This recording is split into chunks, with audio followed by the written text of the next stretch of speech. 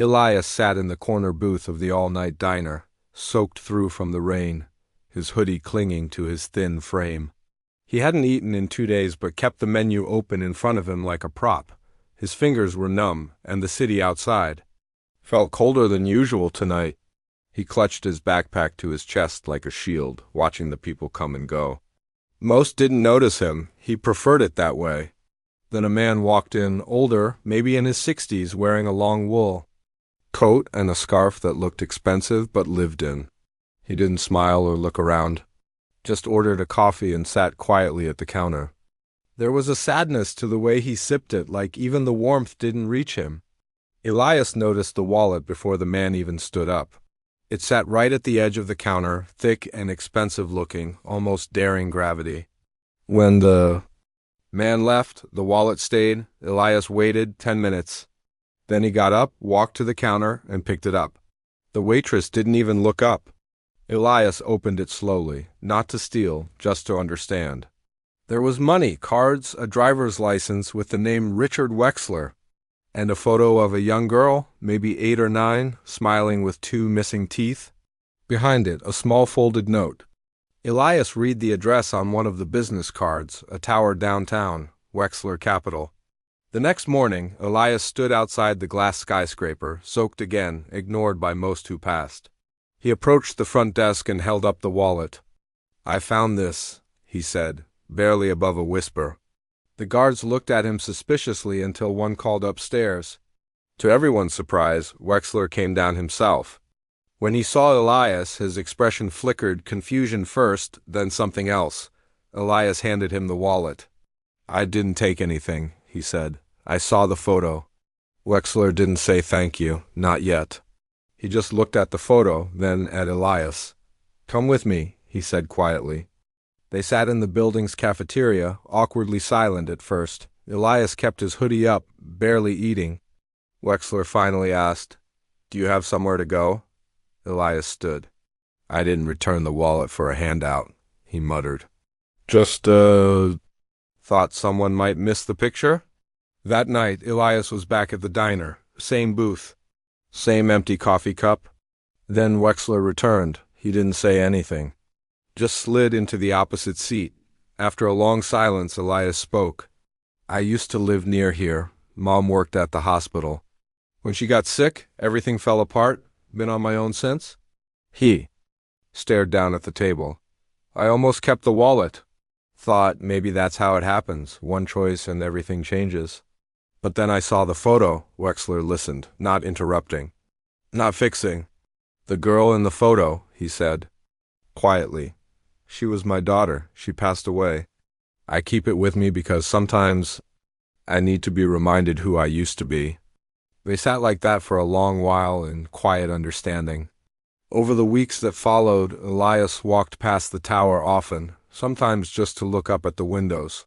He started applying for night shifts, cleaning jobs, anything steady. Wexler never made a big deal of it, but one day, Elias got a call from a place that never asked him about his past, just let him work. On his birthday, Elias returned to the diner to find a small box waiting on the booth seat. Inside was a single apartment key and a folded note. "You returned what mattered most to me. This is just me trying to return the favor." Elias looked out the window. The rain had stopped and the streets glistened. He folded the note and tucked it into his worn copy of The Little Prince. A soft smile formed on his face. He still didn't have all the answers. But now he didn't feel so alone. Elias moved into the apartment 2 days later. It wasn't much, one room, a small kitchenette, a bed that creaked when he sat on it, but to him it felt like a palace. He ran his fingers over the walls, not because they were beautiful, but because they were his. He placed the worn book Wexler had given him, The Little Prince, on the windowsill and stared out at the quiet street below. For the first time in a long time, he didn't have to wonder where he'd sleep that night. He started showing up to his new job before sunrise. He cleaned quietly, moved without drawing attention, never asked for more than what was needed. He saved every cent he could. The other janitors didn't say much at first, but one morning one of them handed him a muffin. "You work hard," The man said simply. Elias nodded, surprised. Kindness still felt unfamiliar. Every Sunday, Elias returned to the diner. It became a ritual. Sometimes Wexler was already there, waiting with 2 coffees. Sometimes he came late. They rarely spoke about their pain anymore, not because it was gone, but because it had softened between them. Their conversations wandered: books, music, a news article Wexler had read, a street musician Elias liked. They didn't speak like a billionaire and a homeless kid. Just 2 people who had seen the same kind of darkness and decided to sit together. In the light, one evening, as the sun dipped behind the city skyline, Wexler brought a faded photo album to the booth. He didn't explain, just opened it and began turning pages. His daughter was there, her first steps, a beach trip, her messy birthday cake grin. Elias didn't say much, but he leaned in closer, letting the silence fill with memory. When Wexler closed the book, his hands lingered on the cover. "I don't show this to many people," he said. Elias nodded. "I get that." Months passed. Spring thawed the city. Elias started taking night classes at a local community center. Paid for by the shifts he picked up and the hours he never turned down. He didn't tell Wexler at first. But one night, when Wexler arrived to an empty booth, he found a note folded beside his coffee. "Tuesday and Thursday, I've got class. I'll be here the rest of the week." Wexler smiled, folded the note carefully, and tucked it into his coat pocket. Their lives remained separate in many ways. Wexler still sat in boardrooms. Elias still swept floors. But every so often they would find each other, not out of obligation, but something quieter: trust, habit, care. One night, as the city lights flickered and people hurried past each other in the blur of evening, Elias stepped off a late bus and spotted Wexler sitting alone on a bench outside the diner. He was holding 2 coffees. Elias sat down beside him without a word. They sat like that for a long while, just watching the world move. And then, softly, Elias said, "She'd be proud of you, you know." Wexler turned his head slightly. His voice was almost a whisper. "You think so?" Elias nodded. "I know so." They didn't need anything more than that. No grand speeches, no big endings. Just 2 people, breathing a little easier, because somehow they'd found each other in the middle of a cold and noisy world. And in the quiet between them, something like healing had begun. Summer came gently that year, folding warm evenings into soft shadows across the city. Elias kept his routine work, class, the diner, but there was a calm to him now. The twitch in his shoulders had eased. He no longer counted every coin before buying a cup of coffee. He still moved quietly through the world, but now he belonged to it in a way he hadn't before. One Thursday, after his shift, he stopped by the bookstore near the community center. The clerk, a quiet woman with silver-rimmed glasses, always gave him a nod when he came in, never asked if he could afford anything. That evening, he bought a second-hand copy of East of Eden. He wrote Wexler's name on the inside cover and placed it on the diner table before Wexler arrived. When Wexler sat down and saw it, he ran his thumb across the spine and said, "I haven't read this since college." Elias just smiled and stirred his tea. One afternoon, Elias was scrubbing graffiti off the stairwell wall at the building where he worked when one of the executives walked by, phone pressed to his ear. He barely noticed Elias until he slipped on the wet floor and nearly fell. Elias caught him without thinking. The man looked embarrassed but muttered, "Thanks," before hurrying off. That night, Wexler mentioned the incident without Elias even bringing it up. "That was my head of marketing," he said. "He told me someone saved him from a broken tailbone." Elias raised an eyebrow. "Must have been someone tall," he said. Wexler laughed, the kind of laugh that comes from someplace deep and rarely used. It echoed in the quiet diner air and made Elias grin. Later that month, Elias passed by a street musician playing an old cello outside the train station. He stood and listened for a while, then reached into his pocket and dropped a folded $5 bill into the case. It wasn't much, but it was more than he could have given just months ago. The musician looked up and nodded, his fingers still coaxing soft, aching notes into the warm air. Elias stood there longer than he meant to, letting the music reach Places he didn't always let himself feel. Back at the apartment that night, he sat on the edge of his bed with the window open, listening to the city hum. His backpack was still there, tucked neatly in the closet. He hadn't touched it in weeks. It was strange to think he used to carry everything he owned in that bag, every piece of safety, every secret. Now his life had stretched beyond it. Wexler, too, had changed in small but steady ways. He started leaving his office earlier. He walked more. He told his driver to take different routes through neighborhoods he used to ignore. One Sunday, he stopped by the hospital where his daughter had spent her final days and sat for an hour in the chapel, just listening to the silence. He hadn't done that since the funeral. Something about knowing Elias, someone who carried grief without letting it consume him, had reminded Wexler that he didn't have to be frozen in the past to honor it. They began meeting not just at the diner, but in other quiet corners of the city. Once at a used record store, another time on a park bench near the river. They didn't need big plans, just the comfort of knowing someone else was still learning how to be okay. One evening, Elias handed Wexler an envelope. Inside was a copy of his GED certificate. "I passed," he said softly. Wexler's hands lingered on the paper. "You did more than that," he replied, later that week. As the sun set behind the skyline, Elias stood outside the diner holding 2 steaming cups of coffee. When Wexler arrived, Elias handed him one and said, "For once, I'm the one waiting on you." Wexler chuckled. "I suppose I had it coming." They sat in silence after that, letting the last of the day fold into night dot as streetlights flickered. On and distant cars whispered by. Wexler looked over and said, "You returning that wallet? It didn't just bring back something I lost. It gave me something I didn't know I needed." Elias stared at the rising steam of his coffee. "You gave me something too," he said. "You saw me when I didn't want to be seen." They didn't hug, they didn't cry. But when Wexler stood to go, he placed a hand on Elias's shoulder, brief, steady, real. Elias didn't flinch when he looked back from the sidewalk. Wexler saw Elias still seated, book in one hand, coffee in the other. The booth light cast a warm glow across his face. He looked tired, but not lost, and in that simple, quiet moment, beneath the soft murmur of a city that never sleeps, 2 strangers who had once passed each other in silence now shared something. Unspoken, a kind of peace that only grows in the gentle space, between broken hearts beginning to mend. The seasons shifted again. Autumn crept in with quiet footsteps, leaves curling into brittle reds and soft golds along the pavement. Elias had started walking differently, not with swagger or pride, but with a calm certainty, like he finally knew where he was going even.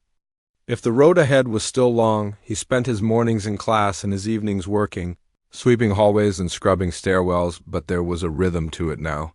He liked the quiet hours, the hush of empty buildings, the way the night wrapped around him without threat. In the silence, he often caught himself remembering things, his mother's voice humming in the kitchen, her hands covered in flour, the way she'd tuck a strand of hair behind his ear when he was young. The pain was still there, but it wasn't jagged anymore. It had softened into something he could carry, Wexler noticed, even if he didn't say much.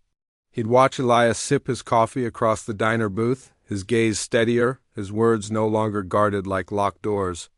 One night, Elias showed up with a small box wrapped in newspaper. "Found it at a thrift store," he said. "Figured it was your kind of strange?"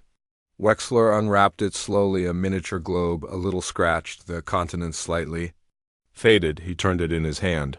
"She used to love maps," he said quietly. "Would spin them with her eyes closed and point to a place. That's where we'd pretend we were going." Elias nodded. "Maybe one day you still could."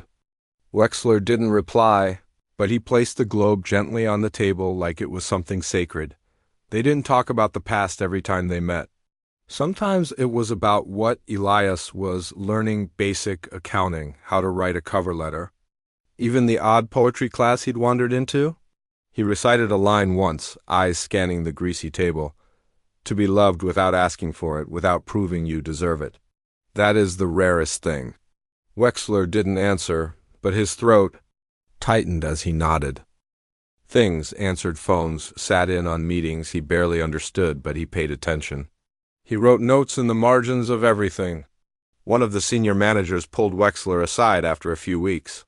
"The new kid, he's quiet, but he listens." "Better than most people in the room," Wexler smiled. "I know." Time moved like water, slow, quiet, inevitable. Winter came. The first snow arrived on a Tuesday. Elias stood at the diner window, watching flakes fall past the streetlight. Soft and weightless. "My mom loved the first snow," he said. "She'd make soup and hum old songs she couldn't remember the words to." Wexler stirred his coffee. "My daughter used to call it sky dust," he said. Said it looked like the world was being erased and redrawn. They sat in silence for a while after that. Eventually Elias saved enough to buy a used bike. Then a proper winter coat. Then a second-hand laptop for school. Each purchase felt monumental, not because of the price, but because of what it meant. He was no longer surviving. He was building something, slowly, quietly, brick by brick. Wexler still carried grief. That never changed. But it no longer kept him at the office until midnight or froze him in his apartment. Sometimes he smiled when he passed playgrounds, even if it still hurt. He started writing again, small journal entries, fragments of thought, things he never showed anyone. Then came the night Elias showed up at the diner holding a manila envelope. "My college applications," he said. One of them asked for a recommendation. "If you're okay with it." Wexler didn't take the envelope right away.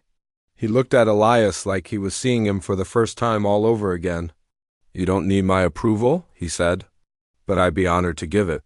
When spring returned, soft and green and full of promise, Elias got his acceptance letter. Community college, nothing flashy, but his name was there in black ink. And that night, when Wexler arrived at the booth, Elias was already waiting. 2 coffees between them, and a small cupcake with a flickering candle in the center. "You didn't have to," Wexler started. Elias shrugged. "Didn't want to." "Celebrate alone." Wexler smiled, leaned back, and for the first time in years, closed his eyes and made a wish. They sat for hours, talking about nothing and everything. When they finally stood to leave, Elias picked up The Little Prince from the booth, its spine cracked, pages dog-eared. Wexler's old note still tucked inside. As they stepped into the night, the city pulsing softly around them, Elias looked up at the sky and exhaled. He didn't know what tomorrow would bring. There would still be hard days, empty rooms, quiet echoes. But somewhere between a lost wallet and a second-hand book, 2 strangers had found something worth holding on to. And that, more than money, more than comfort, was the beginning of everything. The following summer unfolded slowly, like a story. Without urgency, days stretching into one another, filled with small steps forward and the quiet comfort of repetition. Elias spent his mornings on the college campus, tucked into the back rows of classrooms, scribbling notes with quiet intensity. He never raised his hand, never tried to be noticed, but the professors started to learn his name anyway. He listened, like someone who hadn't always been given the chance. In the evenings, he still worked part-time at the nonprofit office, filing reports and learning how the pieces of a system fit together. Wexler rarely interfered, but every now and then, their paths would cross in the hallway. A brief nod, a shared glance, a soft smile. They didn't need to say much. The connection had settled into something deeper now, less like a favor, more like a shared thread neither of them could explain. The diner remained their place. No matter how busy the week became, they always met their same booth, same cups of coffee, sometimes silence, sometimes laughter. Wexler had grown more relaxed, more human. The lines around his eyes softened. He no longer wore the same layers of detachment. One evening, Elias found him reading a weathered paperback, glasses low on his nose. "You look like someone who stopped fighting the current," Elias said gently. Wexler looked up. "Maybe I just realized I don't always need to swim upstream." One night, as warm rain tapped softly against the diner windows, Elias told Wexler about a girl in one of his classes, a journalism major who sat next to him every Tuesday and always brought 2 granola bars. "She doesn't know I was homeless," Elias said. "She just thinks I'm quiet." Wexler didn't press, just offered a small, knowing smile. Let her keep thinking that for now. Not all truths need to be shared to be real. Later that week, Elias passed by a bookstore window and saw a familiar cover, The Little Prince, a newer edition, crisp and untouched. He stood there for a while, looking at it. Inside, he wrote a note on the first page, "For whoever finds this, don't be afraid of lonely things. They still bloom." He placed it back on the shelf and walked away. Time moved again, subtly. The leaves shifted, the light changed. Elias started helping out at a local youth center on Saturdays, mentoring teens who had nowhere else to go. He never told them his full story. Just sat beside them, listened, handed them basketballs or pencils or silence, whatever they needed. One boy, about 14, always sat alone at the far end of the room, drawing faces in a sketch pad. Elias started bringing extra pencils. One day, the boy handed him a drawing. It was Elias, sitting on the bench outside the youth center, holding a coffee cup. Elias folded it carefully and placed it in his backpack. That night he showed it to Wexler. He didn't say a word, just handed it to me. Wexler studied the drawing. "He saw you," he said. "Sometimes that's all we really need." As fall approached again, Elias moved into a slightly bigger apartment, 2 rooms now, a small desk. He hung the boy's drawing on the wall and placed Wexler's globe beside his bed. On the knitstand sat East of Eden, worn and reread. The copy of The Little Prince, the one with Wexler's note, stayed by the window. Wexler, for his part, started spending less time in boardrooms and more time in the world outside them. He donated quietly to the youth center. Sat in public libraries, read newspapers at park benches. Sometimes people recognized him. Often they didn't. He liked it that way. One crisp October evening, they met at the diner again. Wexler looked tired but peaceful. Elias had grown, not just taller or older, but more present, more grounded. There was a steadiness in the way. He held his coffee now. "I think I might apply for a transfer next year," Elias said. "Maybe journalism or literature?" Wexler raised an eyebrow. "Big steps," Elias shrugged. "Small ones taken often." They smiled at that dot when they stepped outside. The sky was a deep blue, the kind that holds on to the last traces of daylight like it doesn't want to let go. Elias reached into his coat pocket and handed Wexler a folded piece of paper.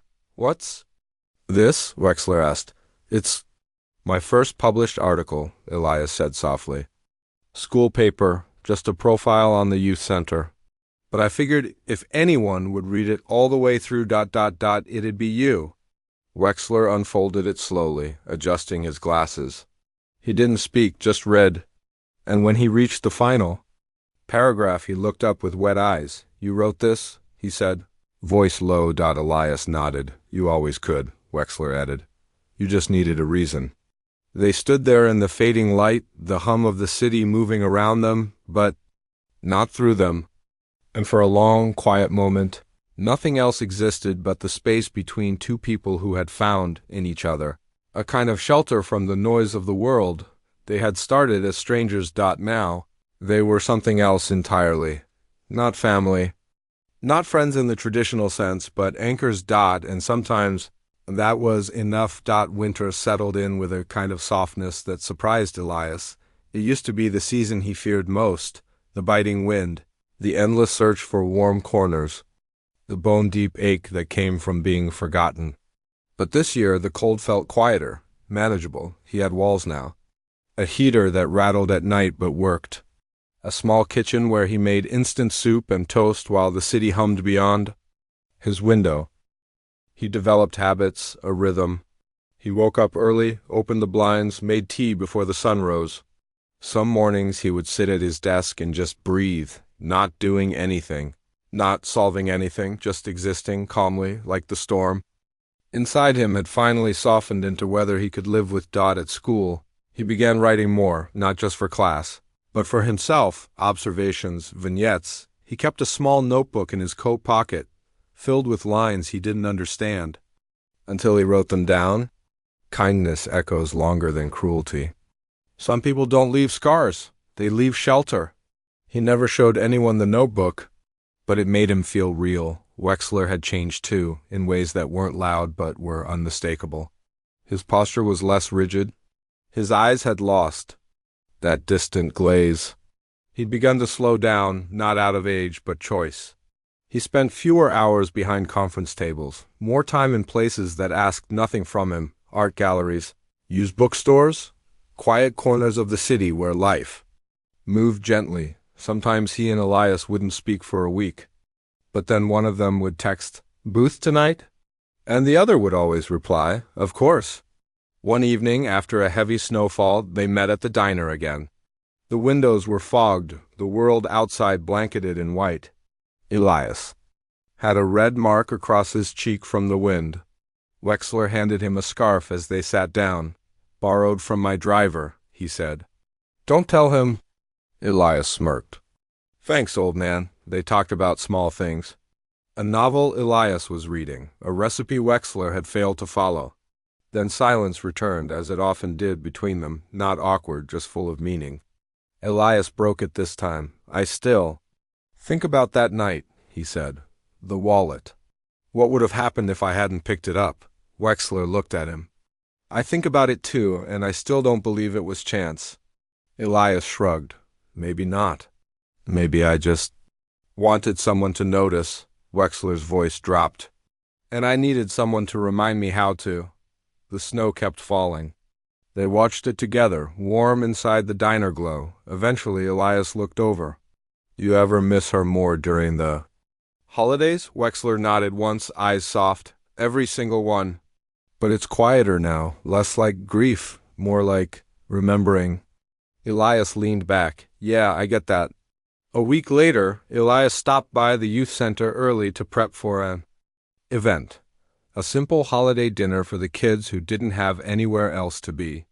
He brought paper plates, string lights, a speaker to play music on low volume. The kids arrived slowly, shoulders tense, eyes wide.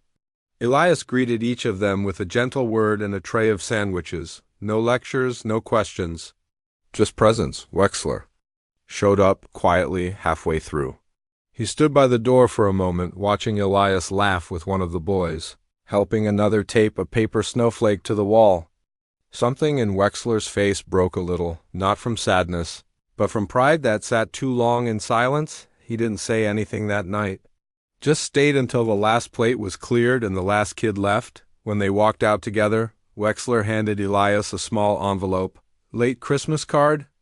Elias asked, teasing. "Something like that." Wexler replied. Inside was a photo, worn at the edges, of Wexler and his daughter, bundled in scarves, laughing at a carnival. On the back in faded ink were the words, "The world only changes when someone decides to stay." Elias stared at it for a long time, then carefully folded it and slid it into his notebook. Between pages of scattered thoughts and private lines, they didn't talk much on the walk home. But just before parting, Elias said softly, "I won't leave, you know. Not from this." Wexler smiled. "I know. And neither will I." The months passed. Spring came again, then summer. Elias kept writing, kept learning, kept showing up. Wexler kept watching, kept listening, kept believing. They never named what they were to each other. They didn't have to. Not all bonds need titles. Some simply exist, quiet, steady, real, like a bench that never moves, like a light that always waits for you to find it again. And in a city that forgot people too easily, they remembered each other. That was enough. By the time Elias turned 20, the city no longer felt like something to survive. It felt like something he was slowly becoming a part of. He still walked with the same quiet steps, still kept to the edges of rooms, but now when people looked at him, they saw someone steady. Not polished, not loud, but rooted. Someone who had learned how to stay. His apartment had changed too subtly. There were plants now, even if a few wilted from forgetfulness. A second-hand lamp sat on the desk beside his notebooks, casting warm light over pages filled with stories and half-formed thoughts. The drawing from the boy at the youth center remained framed on the wall, beside the photo Wexler had given him. Sometimes Elias would pause while brushing his teeth and glance at both, one a sketch of who he was becoming, The other a memory of what had made that possible. The diner, unchanged and stubborn in its charm, was still their place. The owner had stopped charging them for coffee, pretending she kept forgetting the bill. Wexler and Elias never talked about it. They just tipped well and always left the booth clean, that winter on a particularly still night. Elias sat in the booth waiting, stirring his coffee. Wexler was late, which wasn't like him. The snow outside was soft, steady, blanketing the sidewalks in quiet. Elias checked his phone once, then tucked it away. He wasn't worried, just aware. When Wexler finally walked in, he looked different. Not weaker, just thinner, like someone had drawn the outline of him a little softer than before. Elias noticed immediately but didn't say anything. Wexler sat down slowly and let out a breath like he'd been holding it for hours. They didn't speak for a while. Then Wexler said, "Doctor's found something." Elias's hand tightened slightly around the mug. He didn't look away. "Okay," he said. "They don't know how long. Could be a year, could be more, could be less." Elias nodded slowly. "Do you feel afraid?" Wexler considered the question. "Not like I thought I would. I think I've done most of what I needed to do, but there's still a few people I'd like to sit across from for a while longer." Elias looked up, his throat burned. "You've still got time." Wexler smiled. "We all say that until we don't." The air between them felt heavy, but not with despair, with presence. With the gravity of things that mattered. Over the next few months, their meetings became more frequent, shorter sometimes, quieter, but always constant. Elias started walking Wexler home when the sidewalks got slick. They talked about books, about regret, about small, ordinary joys. Once, Wexler pointed to a busker playing a broken harmonica and said, "I used to think beauty came from precision. Now, I think it comes from persistence." Elias didn't forget that. One morning, Wexler handed Elias a wrapped box before their coffee even arrived. "Open it," he said. Inside was a worn leather journal, soft to the touch, with a small gold clasp and thick pages that smelled faintly of dust and time. On the first page, Wexler had written in neat, steady print, "Write what only you can. Write, I want the world to hear your voice, even if I'm not here to read it." Elias closed the journal carefully and stared at the table. "You'll read it," he said quietly. "You'll still be here." Wexler didn't answer. He didn't need to. In the early spring, Wexler began walking slower. He carried a cane now, not out of weakness, but balance. He never complained. Elias didn't ask questions he knew didn't need answering. One evening, they sat on a bench in the park just past the river. The trees hadn't bloomed yet, but the wind smelled like they wanted to. Wexler rested his hand on the back of the bench, watching the water move. "You know," he said slowly, "I spent most of my life thinking money could fix everything. That if I gave enough, built enough, left enough behind, it would count." Elias stayed quiet, "But it turns out the only thing that stayed with me is you handing me back that wallet." Elias looked over. "It wasn't about the wallet." "I know," Wexler said, smiling faintly. "That's why it meant something." They sat in the fading light until the sun slipped below the buildings. That summer, Elias finished his first manuscript, a small book of personal essays and quiet observations, moments he'd lived, feelings he'd never said aloud. He printed one copy and placed it on Wexler's nightstand. Wexler never said whether he finished reading it. But 2 days later, Elias received a letter in the mail. No return address. Just a single line, handwritten on a torn page of notebook paper. "You have already changed one life. That's enough, but I hope you change more." When Wexler passed, it was gentle, no hospitals, no machines. Just a quiet afternoon nap, a window cracked open, a city breathing outside. Elias stood in the doorway of the apartment for a long time. Before sitting beside him, he didn't cry right away. He just held the old globe in his lap and spun it once. The continents blurring into color. At the funeral, Elias said very little. Just one sentence. "He taught me that being seen by one person can change everything." Years passed. Elias published his book. Not a bestseller, not flashy, but it found readers. He kept writing, kept showing up at the youth center, kept walking. and to quiet places with open hands, he still carried the wallet. Not to use it? Just to remember. And every so often, in the corner booth of the diner, he would sit alone with 2 cups of coffee, one waiting, just in case, because love, the real kind, doesn't leave. It lingers in the silence, in the pages, in the space between what we lose and what we quietly carry forward, and Elias was still carrying him.